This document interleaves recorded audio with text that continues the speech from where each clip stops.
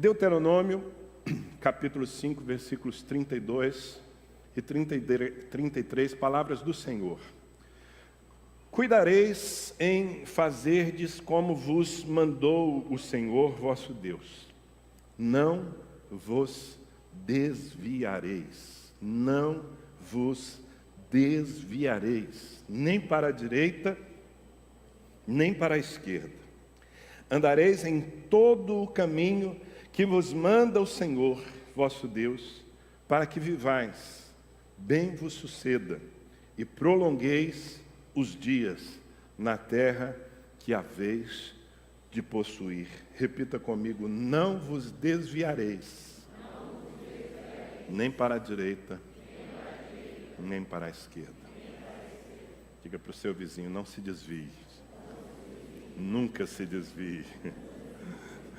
Esse vai ser o tema dessa ministração de hoje e certamente do próximo domingo, talvez por 3 domingos, nós vamos conversar sobre isso, porque, infelizmente, esse é um tema muito presente na vida da igreja.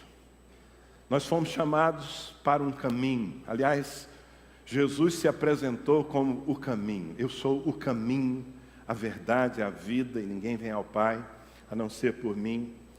E desde que nós recebemos a Cristo, desde que nós nos curvamos ao Evangelho, desde que nós nascemos de novo, e a maioria de nós aqui já tem a experiência do novo nascimento, por ter recebido Jesus como seu Senhor e Salvador, desde aquele dia, Satanás perdeu.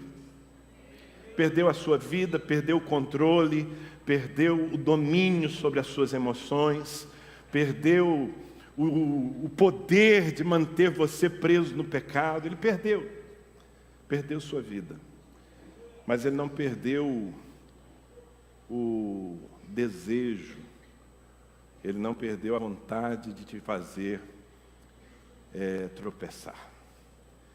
E desde o dia em que você se converteu a um complô do inferno para tentar tirar você do caminho. Sabe, queridos, nós vivemos tempos muito abençoados. A nossa nação tem sido alcançada pelo Evangelho. Os últimos anos têm sido de conversões de milhares e milhares de pessoas. As igrejas se multiplicam. Tanta gente tendo a oportunidade de ouvir o Evangelho e corresponder. E nós somos um fruto disso, somos já uma multidão nessa cidade. Mas o contraponto dessa verdade abençoada é que, na mesma velocidade com que muitos encontram o caminho, talvez até numa proporção maior, muitos são aqueles que depois de terem encontrado o caminho, se desviam dele. E desviar-nos é a pior coisa que poderia nos acontecer. Às vezes, eu tenho que, aliás, todo mês praticamente eu tenho que fazer um exercício difícil para mim. Eu que sou um pastor, eu que me esforço para conduzir a igreja no evangelismo e servir as pessoas com o Evangelho. Todos os meses eu tenho que abrir o sistema no meu computador, o sistema que controla os membros da igreja, e eu recebo então os relatórios dos líderes de células. E muitos desses relatórios vêm com notícias do tipo: fulano não está mais frequentando a célula, ele precisa ser desligado. Fulano, ele se envolveu com algum tipo de pecado e não está correspondendo. Fulano disse que ele quer ficar livre, ele não quer ter nenhum compromisso mais. Quando ele tiver afim, ele vai nos cultos, ele não quer frequentar uma célula. E todos os meses eu tenho que olhar para essas situações e dar ali a palavra final, muitas vezes marcar o nome de alguém como uma pessoa que não está mais no nosso meio, como alguém que abandonou o caminho. E isso é muito triste. As pessoas, elas não fazem ideia do que significa desviar-se. As pessoas podem podem desviar-se em níveis diferentes. Há uns que se desviam do Senhor. São aqueles que são seduzidos pelo pecado, que viram as costas para Deus, voltam a viver aquela vida miserável de incredulidade, de depravação, enfim, se desviaram do Senhor.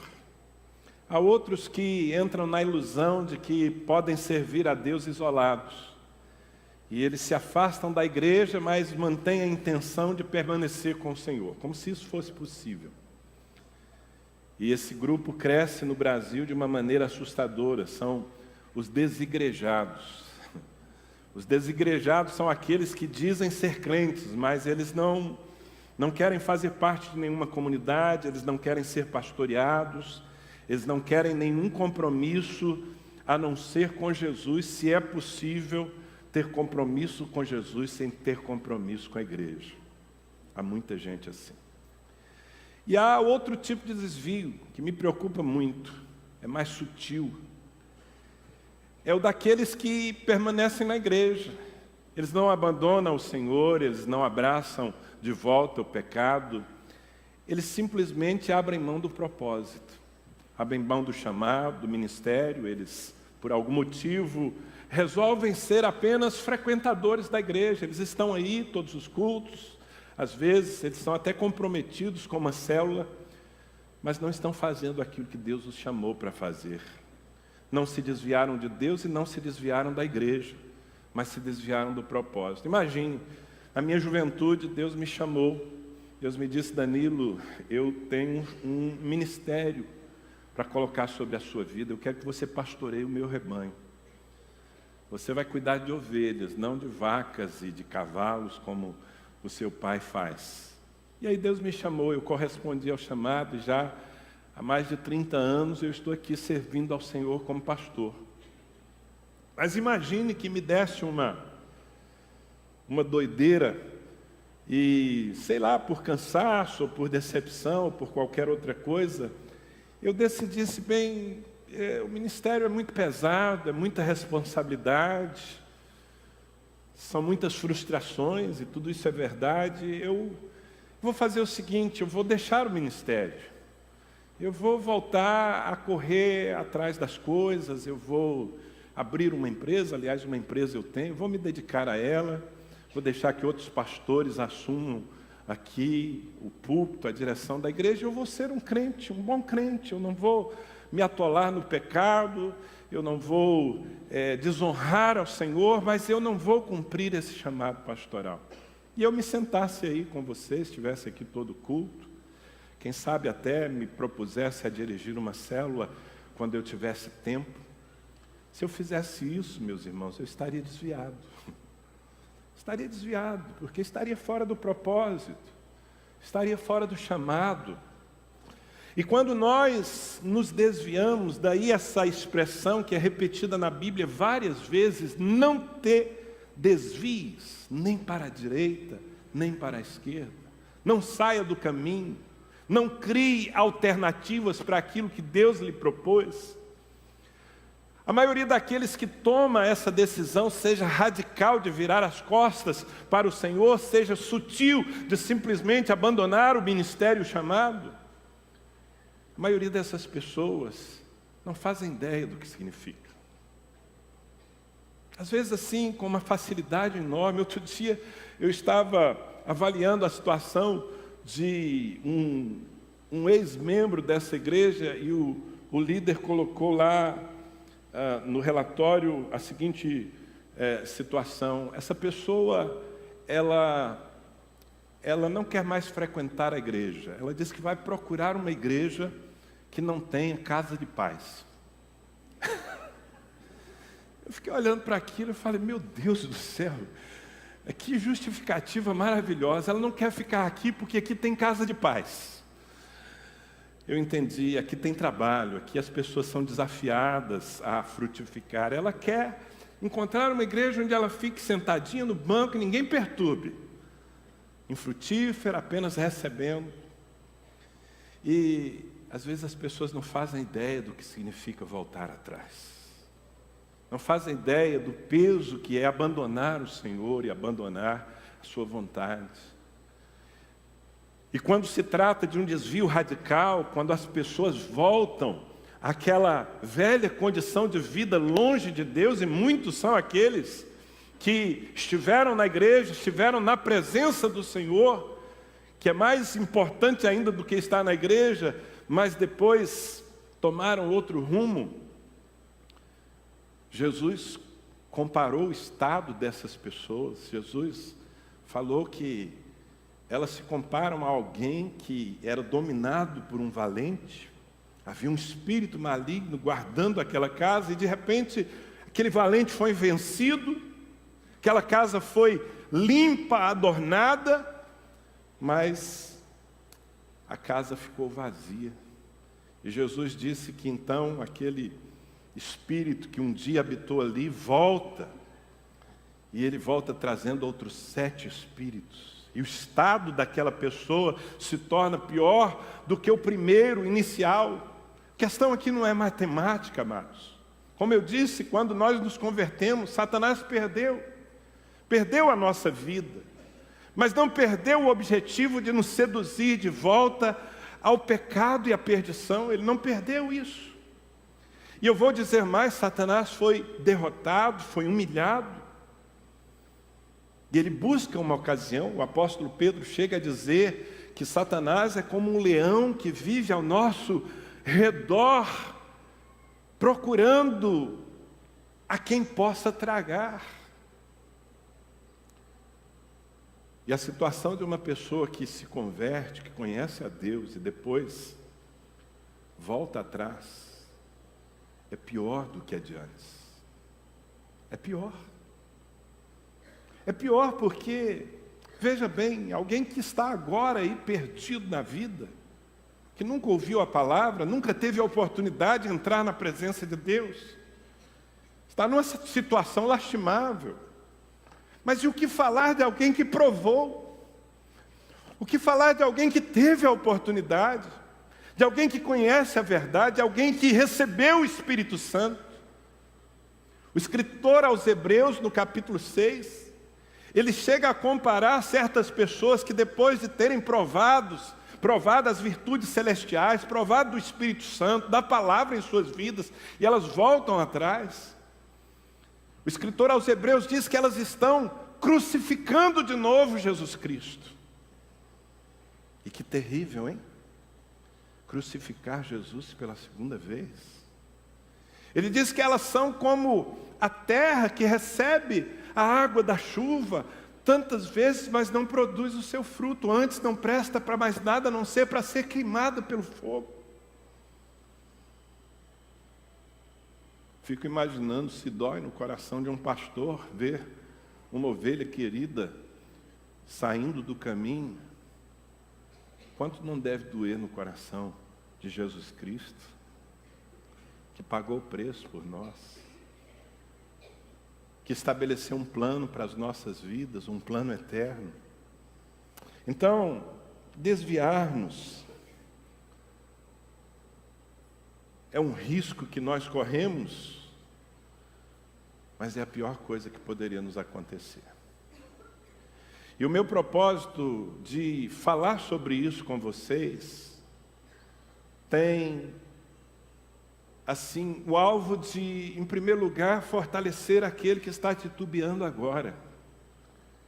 Porque é possível que haja pessoas no nosso meio que estão titubeando, pessoas que estão sendo atraídas, seduzidas a, por algum motivo, sair da rota. Mas tem o propósito também de vacinar você, que está bem, que está firme, que está animado, que está apaixonado por Jesus, que tem raízes na casa de Deus, mas que amanhã ou depois pode passar por situações que lhe levem a uma certa crise, e o propósito dessa palavra é também vacinar você, para que você pense muito antes de dar um passo fora do caminho. E o que eu vou fazer aqui é tomar alguns exemplos de pessoas maravilhosas, personagens bíblicos que tiveram experiências com Deus e que, num determinado momento de suas vidas, se desviaram. De alguma forma se desviaram e trouxeram prejuízo para suas histórias. E por que se desviaram? E tentar aprender com esses exemplos. Você topa fazer essa pesquisa bíblica comigo aqui hoje e no próximo domingo? Amém? Na verdade, o que eu quero fazer são advertências, são alertas. Porque gente melhor do que eu e melhor do que você já se desviou do caminho. Gente melhor do que eu e melhor do que você já deixou o arado no campo e já abandonou o ministério. Gente melhor do que eu e melhor do que você já desprezou a glória de Deus para voltar ao pecado com toda a sua imundícia. E se a palavra de Deus nos diz que nós devemos cuidar, nós, os que estamos de pé, que nós devemos cuidar para não cairmos, então é melhor aprender com o erro dos outros, né? E a primeira advertência que eu quero fazer a você é a seguinte: cuidado para a carência não desviar você, como fez um dia com Abraão. Quem aqui já ouviu falar de Abraão? Todo mundo. O texto é esse, eu quero que você anote, porque eu não vou ler o texto, mas eu quero que você durante a semana visite esse texto e medite nele. Quem era Abraão? Abraão era um homem de Deus, Abraão era um homem de fé, aliás, o pai da fé. Nós somos filhos de Abraão. Abraão tinha tanta fé e tanta aliança com Deus, que ele foi capaz um dia de deixar tudo, a sua terra, a sua parentela, e partir para uma terra distante que Deus lhe mostraria. Abraão era um homem admirável. No dia que Deus lhe pediu o filho, o único filho que ele tinha, ele colocou Isaac no altar e estava a ponto de oferecer o seu filho, matar o seu filho, mas obviamente Deus não permitiria aquilo. Deus bradou desde os céus e disse: Abraão, já tem um cordeiro que foi provido para que você não tenha que fazer a sua oferta. Eu já conheço o teu coração. Mas houve um dia em que Abraão saiu do caminho. Não que ele tenha se desviado radicalmente de Deus, mas ele se desviou do propósito. Porque a Bíblia diz que Deus o levou a uma terra chamada Canaã. E quando ele chegou naquela terra, que seria dada pelo Senhor à sua descendência, como de fato foi dada, quando ele chegou naquela terra, Deus disse: vive aqui, não saia daqui, essa é a terra da sua possessão. Mas sabe o que aconteceu, irmãos? Aqui no capítulo 12, do versículo 10 ao 19, nós temos essa narrativa. Houve fome na terra. Houve fome sobre Canaã. Os céus retiveram a chuva por um tempo e aquilo trouxe penúria, trouxe dificuldades. E Abraão, esse homem cheio de fé, se esqueceu da ordem que Deus lhe havia dado de permanecer naquele lugar. Ele tomou a decisão de encontrar uma solução por conta própria. Sabe o que ele fez? Deixou Canaã para trás e foi para o Egito. E lá no Egito ele foi enredado por situações, porque estava num ambiente que não era o dele. E quase as promessas de Deus foram maculadas ali, porque quando ele chega ao Egito, a sua mulher, Sara, era uma mulher bonita, e ele teve medo. Ele teve medo e ele disse: Sara, vamos fazer o seguinte, os homens dessa terra vão colocar os olhos em você, e talvez eles me matem por sua causa. Então vamos contar uma meia-verdade. Olha o homem de Deus já negociando as coisas, não é? Para mim, meia-verdade é mentira inteira. Você não acha? Tem gente que vive contando meia-verdade é sempre mentira, mentira inteira. Então Abraão disse: se alguém perguntar se você é minha mulher, diga que você é minha irmã. E por conta dessa mentira, Sara foi arrancada de Abraão e foi levada para o palácio de Faraó para ser uma das mulheres de Faraó. Olha a que nível ele expôs a sua vida e a sua família e as promessas de Deus que estavam por se cumprir em sua vida. Tudo porque ele estava no lugar errado, tudo porque ele havia deixado a direção de Deus para andar em sua própria direção. Foi necessário que Deus se interpusesse, e depois você lê o texto, eu não vou me perder aqui nos detalhes, mas foi por um triz que Sara não teve a sua vida maculada.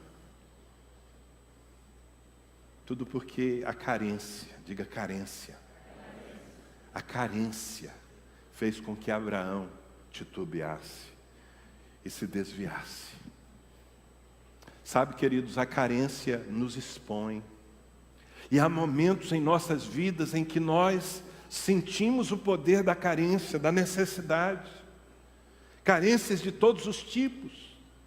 Às vezes, a carência afetiva, a carência emocional, a carência física, a carência material. Nós passamos por situações na vida em que a ansiedade tenta dominar o nosso coração e muitas vezes consegue. E quando nós estamos passando por algum tipo de carência, nós precisamos dobrar a guarda. Por quê? Porque a carência tende a nos levar a achar saídas que não são de Deus.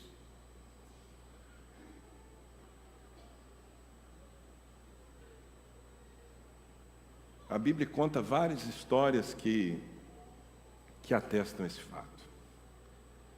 Por exemplo, Esaú, num determinado dia, ele tinha um direito maravilhoso, ele era o primogênito da sua casa, ele tinha uma herança dobrada, mas um dia ele chegou do campo extremamente cansado, com fome. E o seu irmão Jacó, que não tinha sido transformado ainda em Israel, né? Era um trapaceiro. O seu irmão então resolveu apanhá-lo na sua carência. Lhe ofereceu assim um guisado, um cozido muito bem feito, cheiroso. E naquela hora, sabe qual foi a lógica de Esaú por causa da carência? Ele pensou: de que me serve o meu direito de primogenitura se eu estou aqui a ponto de morrer de fome? Ele não estava morrendo de fome, irmãos. Ele não iria morrer se ele não comesse aquele guisado naquela hora. Mas a carência, ela torna tudo muito superlativo. E por conta disso, ele vendeu o seu direito de primogenituras por um prato de lentilhas. Não foi nem por uma picanha. Mas ainda que fosse, não valeria. Ele perdeu a herança por conta disso. E a Bíblia diz que depois, embora com muitas lágrimas, ele se arrependesse, não houve volta. A Bíblia conta a história de uma família, a família de Noemi. Eles viviam em Belém. Belém significa casa de pão. Mas diz a palavra de Deus que houve fome em Belém. E Elimeleque, marido de Noemi, não soube esperar em Deus, se afligiu, foi tomado de ansiedade, pegou a sua família, a sua esposa, os seus 2 filhos e saiu da casa de pão e foi para uma terra estranha, a terra de Moabe. E aí, o que aconteceu? Eles, em busca de uma solução para a carência, encontraram problemas e morte, porque lá naquela terra morreu o marido de Noemi, morreram os teus 2 filhos. Tudo poderia ser evitado se eles, assim como se Abraão tivesse esperado no Senhor. Quando você estiver sendo sacudido pela carência, volto a dizer, nós estamos vivendo num tempo difícil. Seria bom se nós gozássemos assim de uma isenção completa, não é? Não, o Brasil está em crise, mas nós somos crentes, isso não nos toca. Não é verdade. Nos toca a todos nós. E muitas vezes o desemprego, as situações inesperadas batem na porta de um homem de Deus fiel. O Senhor tem promessas para a nossa vida? Sim, Ele tem promessas para a nossa vida. Mas as promessas não nos isentam de certas lutas. E quando nós estamos passando por situações assim, quanta gente estava aqui no altar, estava apaixonada pelo Senhor, estava levantando as suas mãos nos cultos, estava servindo, mas agora estão completamente enredados, porque num momento de carência, se afastaram, encontraram caminhos tortuosos para os seus pés. Sabe, eu quero ministrar ao seu coração nessa noite, dizer que o seu Deus é fiel. Aconteça o que acontecer, o seu Deus é fiel. Se Ele disse, não saia de Canaã, fique em Canaã, porque Ele vai trazer provisão em Canaã. Se Ele abençoou a sua família, e a sua família está em crise, permaneça na aliança, permaneça no casamento, permaneça na sua família, porque o Deus que é testemunha e sustentador da sua aliança, há de responder. Não abra mão daquilo que Deus lhe disse. O apóstolo Paulo, escrevendo aos Filipenses, no capítulo 4, versículo 19, ele diz assim: e o meu Deus, ouça, meu querido, permita que essa palavra entre em seu coração nessa noite, e o meu Deus, segundo a sua riqueza em glória, há de suprir em Cristo Jesus cada uma das vossas necessidades. Deus é fiel. Jesus tinha uma preocupação de ministrar aos seus discípulos, não apenas em relação ao ministério, mas em relação à própria alma deles, porque a nossa alma muitas vezes fica instável, se abala diante das crises. E Jesus ministrava coisas do tipo, como está escrito aqui em Lucas capítulo 12, versículos 22 a 24. A seguir, Jesus dirigiu-se a seus discípulos, dizendo: por isso eu vos advirto, é uma advertência, não andeis ansiosos pela vossa vida, quanto ao que haveis de comer, nem pelo vosso corpo, quanto ao que haveis de vestir, porque a vida é mais do que o alimento, e o corpo mais do que as vestes. Observai os corvos, os quais não semeiam, nem ceifam, não têm despensa, nem celeiros, todavia Deus os sustenta. Quanto mais valeis do que as aves. É o seu Deus dizendo isso para você. Ele está dizendo: aquiete o seu coração na minha presença. Quando você se sentir em necessidade, saiba que assim como eu cuido de todas as coisas, muito mais da sua vida. O problema, sabe o que é? É que muitas vezes nós não entendemos o modo de Deus agir, não entendemos o tempo. Se é um exercício que nós precisamos aprender a fazer, justamente para não nos expormos a essas situações que nos desviem, é o exercício de esperar. Esperar é algo importante e difícil. É difícil esperar, não é? Especialmente quando nós estamos vivendo aflições, é difícil esperar. Nós ficamos nos debatendo e querendo encontrar uma saída rápido. E muitas vezes, em busca das saídas, nós deixamos o nosso lugar. E quando Deus chega, nós já nos ausentamos. Foi o que aconteceu com Abraão. No Salmo 27, versículo 14... está escrito assim: espera pelo Senhor e tem bom ânimo, e fortifique-se o teu coração. Espera, pois, pelo Senhor. Amém? Diga para o seu vizinho: espera pelo Senhor. Ah, mas ele está demorando, ele está atrasado. Quem foi que disse? Quem tem o relógio certo é ele, não você. Lembra-se daquela família lá de Betânia? Mandaram um recado: Senhor, corre, porque o teu amigo, a quem tu amas, Lázaro, está doente, vai morrer se o Senhor não chegar logo. E a Bíblia diz que Jesus ainda se demora 2 dias. E quando ele chega, Lázaro já está morto. Chegou atrasado, perdeu tempo. Essa muitas vezes é a sensação que nós temos. Quando Jesus chega naquela casa, aquelas mulheres têm o mesmo sentimento, elas chegam para ele com as mesmas palavras: Senhor, se tu estiveras aqui, meu irmão não teria morrido. O Senhor falhou, o Senhor demorou.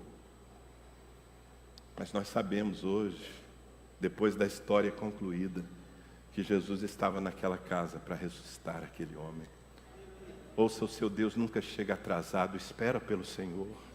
Não se precipite, espera pelo Senhor. Não crie atalhos tortuosos para encontrar aquilo que você precisa, porque o que você precisa está nas mãos do seu Deus, e Ele não reterá além do que a sua sabedoria e soberania determinarem.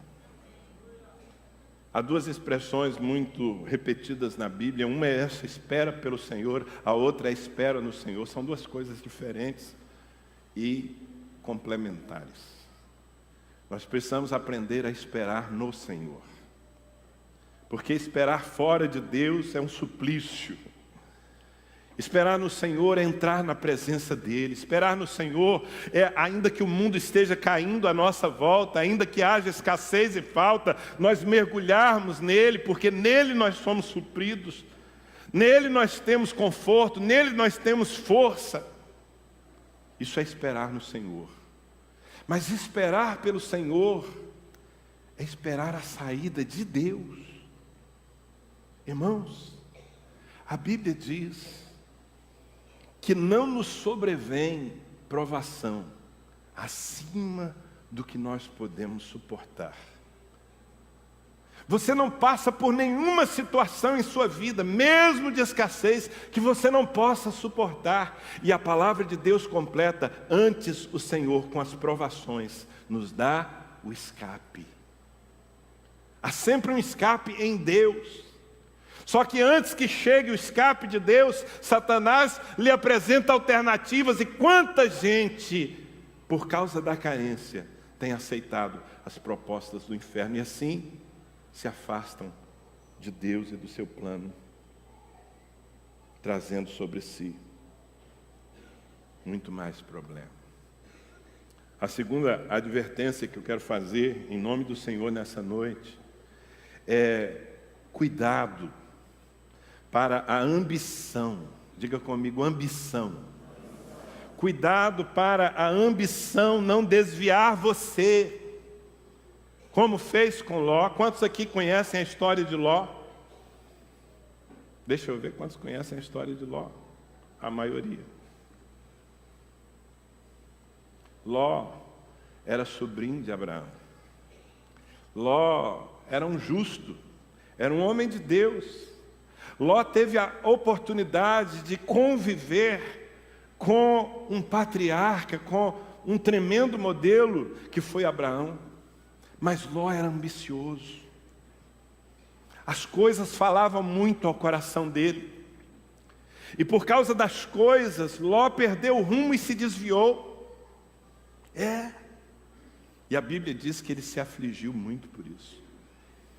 O que aconteceu? Num certo momento, chegaram à conclusão que a terra era pequena demais para os dois, que eles tinham que se apartar, ele e Abraão, seu tio. E a Bíblia diz que naquele momento de decisão, Abraão constrói um altar, levanta o altar e vai buscar a Deus, porque é assim que age alguém que quer permanecer firme. Mas Ló não. É muito interessante esse texto que está aí, que depois você vai visitar, Gênesis 13, de 11 a 13, diz que Ló, então, levantando seus olhos, ele viu as campinas verdes do Jordão. E Ló era um fazendeiro, tinha muitos rebanhos. O que mais um fazendeiro quer do que campinas verdes? Ele não consultou o Senhor, ele não levantou altares. Ele era governado pelo desejo de ter mais. Então ele viu as campinas verdes do Jordão e ele decidiu, por conta própria: eu vou andar por aqui. Abraão vai para o outro lado, Abraão vai para o deserto, eu vou por aqui, porque aqui tem dinheiro, aqui tem conforto, aqui tem conquista. E é muito forte quando a Bíblia diz que então Ló partiu para aquele lado e foi armando as suas tendas até chegar a Sodoma. Olha que coisa. Sem perceber, ele foi se aproximando de Sodoma, cada vez mais perto, até o dia em que ele passou a morar em Sodoma. E todos nós sabemos que Sodoma era um lugar dominado pelo pecado. Aquela cidade foi destruída pelo Senhor junto com Gomorra, por causa do nível de imoralidade e violência que havia ali. E esse homem em Sodoma perdeu a sua família. Um homem de Deus que perdeu a sua família porque deixou que a ambição governasse. Sim, ele perdeu a sua família, porque a sua esposa foi destruída quando veio o juízo sobre Sodoma. E mesmo as suas filhas, que foram livradas junto com ele pelos anjos do Senhor, você deve se lembrar que essas meninas, essas moças, elas foram tão corrompidas em seu entendimento por causa da promiscuidade que havia naquele lugar, que num determinado dia elas combinaram entre si de embriagarem o seu pai. E quando Ló estava bêbado, elas dormiram com ele, elas tiveram relações sexuais com o próprio pai. Uma relação incestuosa, da qual nasceram descendentes, uma geração maldita. Tudo porque esse homem, num determinado dia, ele permitiu que a ambição determinasse o seu caminho. Cuidado com a ambição, querido. As coisas não podem nos governar, o dinheiro não pode nos governar. Você está correndo um grande risco quando você permite que o desejo de ter determine a sua agenda, determine a sua ética, determine as suas decisões. Nós temos advertências muito sérias, uma delas foi escrita pelo apóstolo Paulo numa carta que ele fez a Timóteo. 1 Timóteo capítulo 6, versículos 7 a 10. Olha só quão incisivas são essas palavras. Ele diz assim: porque nada temos trazido para o mundo. Vem cá, meu irmão, quanto havia na sua conta bancária quando você nasceu? Bom, você não tinha nem conta bancária. Na verdade, você não tinha nem roupa, você veio pelado. Paulo diz: porque nada temos trazido para o mundo, e nem coisa alguma podemos levar dele. Tendo sustento e com que nos vestir, estejamos contentes. Ora, os que querem ficar ricos, e aqui eu faço uma pausa, porque eu estava durante essa semana meditando e preparando essa palavra, e eu decidi olhar para o que significa os que querem ficar ricos, porque eu acho que a maioria das pessoas quer ficar rica. Inclusive aqui, bom, eu não sei. Eu falo de mim, Deus é minha testemunha. Eu não quero ficar rico, eu quero viver bem. Mas eu acho que as pessoas ricas, elas vivem em tanta aflição. Mas, ok, eu fui pesquisar qual é a palavra que está traduzida por querer. E eu descobri que o que é traduzido do grego para querer, aí é mais do que querer. Aqueles que colocam o seu afeto, aqueles que colocam as suas emoções na vontade de ter coisas. Paulo está dizendo: os que querem ficar ricos caem em tentação e cilada, e em muitas concupiscências, muitos desejos insensatos e perniciosos, as quais afogam os homens na ruína e na perdição. Gente, isso é sério, é a palavra de Deus. Está dizendo que a ambição pode gerar em nós tanto engano que nós podemos terminar afogados na ruína e na perdição. Mais do que isso, Paulo diz no versículo 10, porque o amor do dinheiro é raiz de todos os males. E alguns nessa cobiça se desviaram da fé e a si mesmo se atormentaram com muitas dores. A ambição é terrível. A ambição que se apresenta muitas vezes na vida de um homem de Deus como avareza. Ela tem o poder de embriagar, de levar a pessoa a deixar o mais importante. Enquanto eu prego aqui, eu me lembro de gente, eu me lembro de uma vez ter sentado com um irmão tão querido. Ele servia a Deus desde a sua juventude, já era um homem dos seus 50 e tantos anos. E ele pediu para ter um tempo comigo, uma pessoa bem preparada, culta. E ele veio conversar comigo para me dizer que ele estava se afastando não apenas da igreja, mas que ele estava se afastando da fé. E ele me falou coisas tão terríveis, que o meu coração, eu ficava assim, orando no meu espírito e dizendo: Deus, não leva em conta o que esse teu filho está dizendo aqui. Tudo porque ele esperava que a sua vida com Deus lhe trouxesse riquezas. E a sua vida com Deus, depois de tantos anos, não lhe trouxe riquezas. Ele não era uma pessoa que estava vivendo na miséria.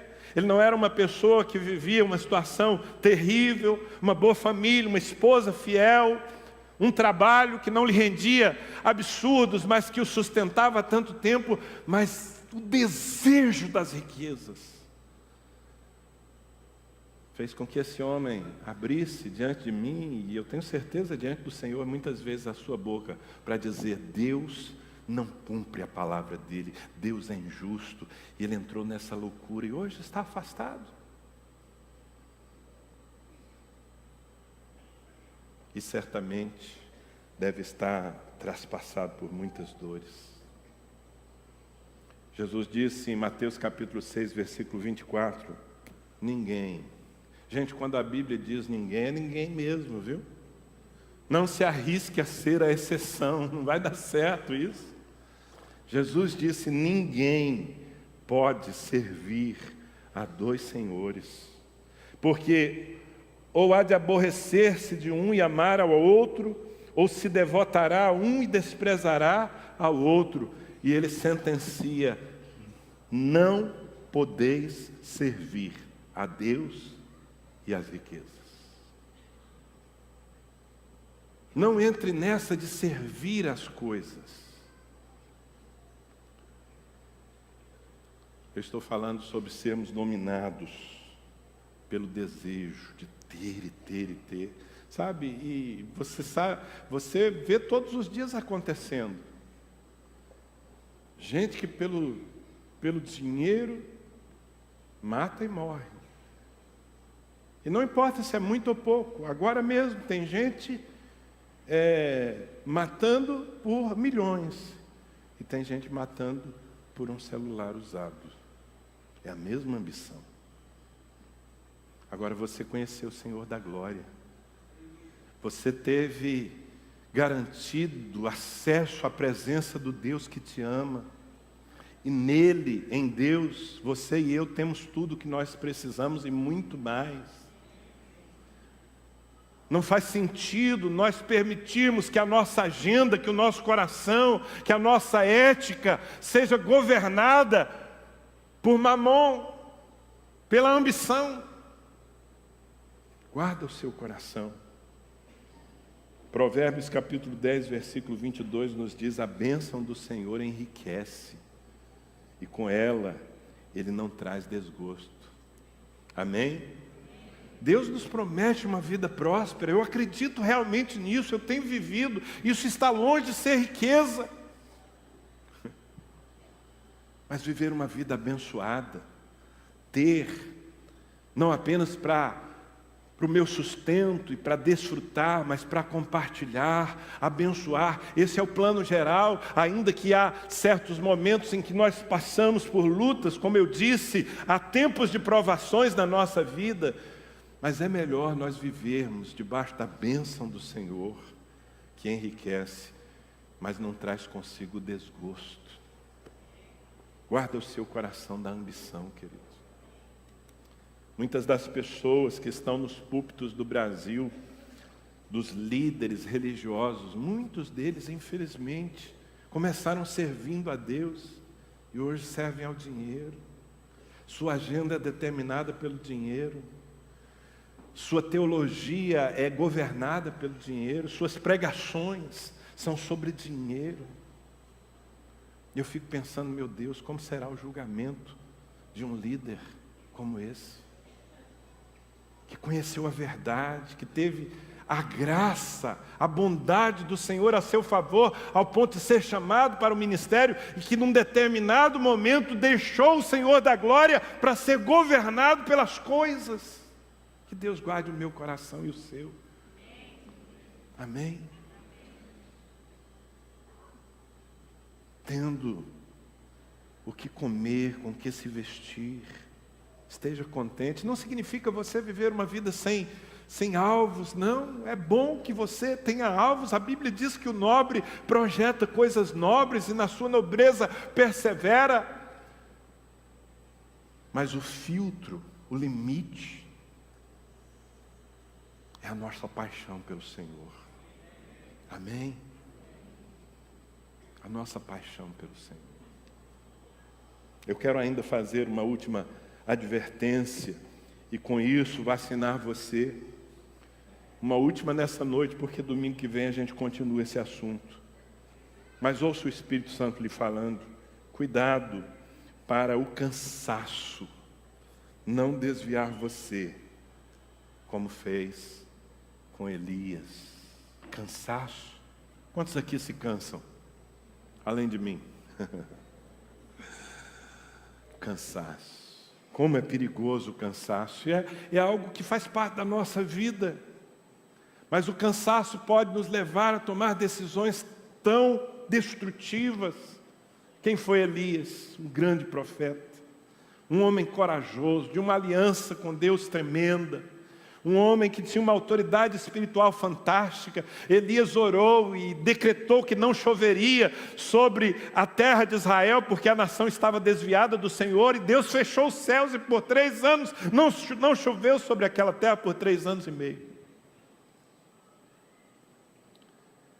E houve um dia em que Elias desafiou os profetas de Baal. Você conhece a história, o texto é esse que está aí, 1 Reis capítulo 19, aliás no capítulo 18, Elias teve uma batalha espiritual enorme. Ele mandou que viessem os profetas de Baal a um lugar público, na verdade um monte chamado Monte Carmelo. E aqueles feiticeiros, eram mais de 800 feiticeiros, que invocavam a Baal e outros deuses cananeus. E Elias, diante do povo, disse: vocês invocam o seu Deus, e eu invocarei o meu Deus, o Deus verdadeiro, o Deus de Israel. E há de ser que aquele que responder com fogo, esse será o Senhor. A nação estava desviada, irmãos. E o povo se juntou naquele lugar. E os profetas de Baal começaram a clamar ao seu Deus, e passaram horas e horas fazendo as suas invocações, e nada acontecia. Não que Satanás não tivesse o poder de enviar fogo do céu, porque ele tem poder para isso. Mas eu creio que na guerra espiritual que Elias travou sozinho ali naquele lugar, os demônios foram amarrados. E nada acontecia. Há um momento em que o profeta chega a ser irônico. Ele diz: quem sabe o Deus de vocês está de férias, está dormindo, gritem mais alto para ver se ele ouve. E os profetas continuam as suas invocações. Eles começam a se cortar e derramar sangue, e nada acontece. Então chega o momento de Elias invocar o Senhor. E ele reconstrói o altar do Senhor, coloca a oferta sobre o altar, e ele faz uma oração simples. E Deus responde aquela oração com fogo. E o fogo desceu e consumiu a oferta, e lambeu a água que tinha sido derramada sobre ela. E aquela manifestação poderosa do Senhor, gerada pela oração e pela fé de Elias, fez com que todo o povo, a multidão que estava naquele lugar, começasse a clamar e dizer: só o Senhor é Deus, só o Senhor é Deus. Uau! Como eu gostaria de ver essa cena assim ao vivo. Mas a gente vê pelas páginas da Bíblia, não é? Eu acho que aquele foi um dia de muita luta, Gente, eu já tive situações de estar ministrando sobre uma pessoa opressa por demônios e de sair dali esgotado, depois de algum tempo de ministração e oração. A guerra espiritual cansa. Agora imagine a guerra que Elias travou durante todo aquele dia, ou melhor, aqueles dias. Mas finalmente, Deus venceu, o povo se converteu. Eu acho que Elias, ao ver a manifestação da multidão, deve ter suspirado, tomado fôlego e dito: acabou, graças a Deus. O povo voltou, os profetas de Baal foram mortos aqui, não vão continuar enganando esse povo. Foi para casa dormir, relaxar. É bom, né, quando a gente vence uma guerra e deita a cabeça no travesseiro e fala: agora eu posso relaxar, paguei aquela conta. Meu filho voltou para casa, graças a Deus, graças a Deus. No outro dia ele acorda e tem um bilhete, tem uma mensagem vinda da Jeza. Você conhece a Jeza? A Jezabel, aquela rainha maldita, demoniada. Jezabel mandou um recado para Elias: você matou os profetas que me serviam, que serviam ao meu Deus, pois agora eu vou matar você. Começou tudo de novo, irmãos. Agora ele estava ameaçado de morte. E eu acredito que isso apanhou Elias num cansaço tão grande.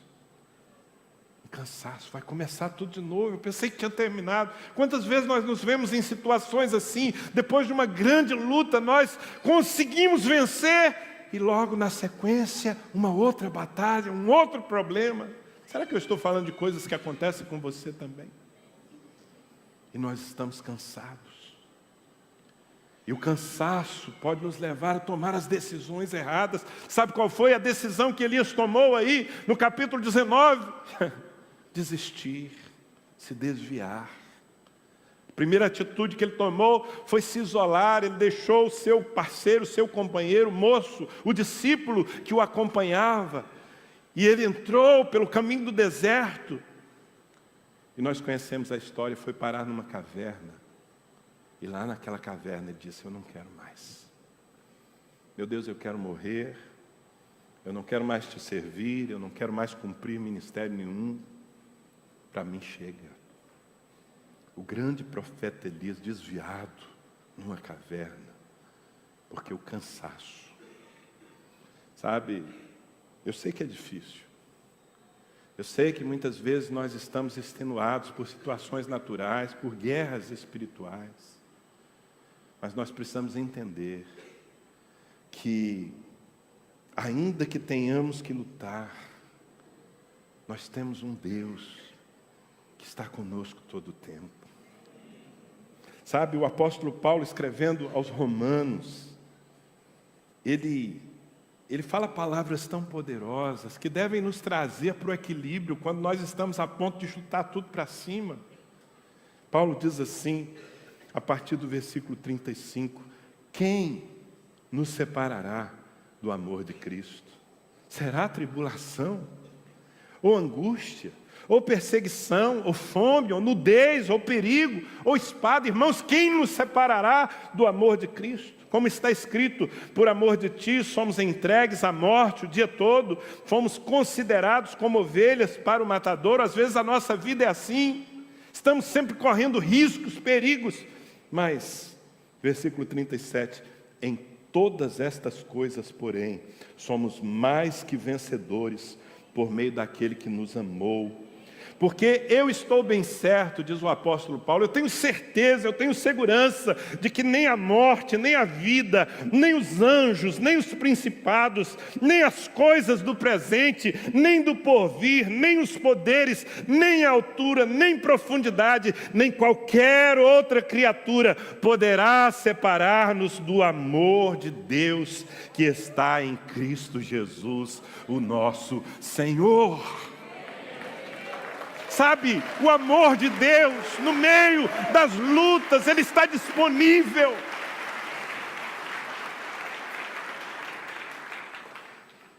E quando nós nos lembramos disso, nós nos reabastecemos. Elias não se reabasteceu porque ele se isolou de Deus. Aliás, Isaías 40, versículos 28 a 31. E realmente eu quero fazer mais do que uma leitura. Eu quero pedir que o Espírito Santo imprima isso dentro de você. Para quando você estiver cansado, abatido, tendo que enfrentar uma nova parada, sendo que a última já foi tão difícil. Olha o que diz a palavra de Deus. Não sabes? Não ouviste que o eterno Deus, o Senhor, o Criador dos fins da terra, Ele nem se cansa, nem se fatiga, não se pode esquadrinhar o seu entendimento. O seu Deus, meu irmão, faz forte ao cansado e multiplica as forças ao que não tem nenhum vigor. Os jovens se cansam e se fatigam, os moços de exaustos caem, mas os que esperam no Senhor renovam as suas forças, sobem com asas como águias, correm e não se cansam, caminham e não se fatigam. Diga, sou eu. Esse é o seu Deus. O eterno, o Criador dos fins da terra, o Todo-Poderoso, aquele que não se cansa. O que a palavra de Deus está dizendo é que há um lugar onde você pode renovar as suas forças como a águia. E esse lugar é a presença do Altíssimo. Ao invés de se encavernar, ao invés de se isolar, ao invés de se desviar, ao invés de deixar para trás todo o plano de Deus, porque você está vivendo tantas guerras, porque você não se refugia nele, porque você não permite que o abraço do Senhor, e aqui eu estou falando de algo que é muito além de religião, muito além de frequentar uma igreja. Eu estou falando de você se colocar naquele lugar que só os filhos conhecem.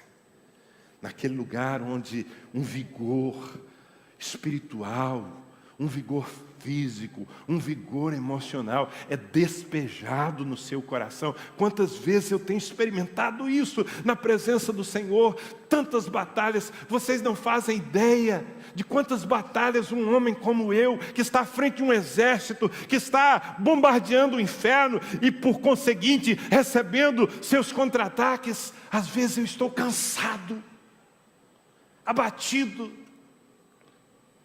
mas não houve uma só vez, uma só ocasião em que eu não tenha entrado na presença do meu Deus, do Eterno, e não tenha sido renovado nas minhas forças. É sobrenatural. E essa é a única maneira que nós temos para não permitir que o cansaço nos vença e nos vencendo, nos leve para longe de Deus. Muita gente querida, amada, preciosa, que esteve aqui e não está mais, foi vencida pelo cansaço, porque se esqueceu de quem Deus é. E tomara que você não seja o próximo. Não te desvies, nem para a direita, nem para a esquerda. Amém? Você recebe essa palavra? Você permite que o Espírito Santo imprima essa palavra em seu coração, e você vai considerar, quando você estiver passando por essas situações de escassez, de cansaço, ou de propostas para prosperar fora da vontade de Deus. Isso não é prosperidade, é armadilha. Quando você passar por essas situações, lembre-se do que você ouviu e permaneça firme, porque somente aquele que perseverar até o fim será salvo. E porque Deus não tem prazer naqueles que retrocedem, mas Deus ama aquele que por amor e aliança permanece, apesar da vida. Amém? Vamos ficar em pé.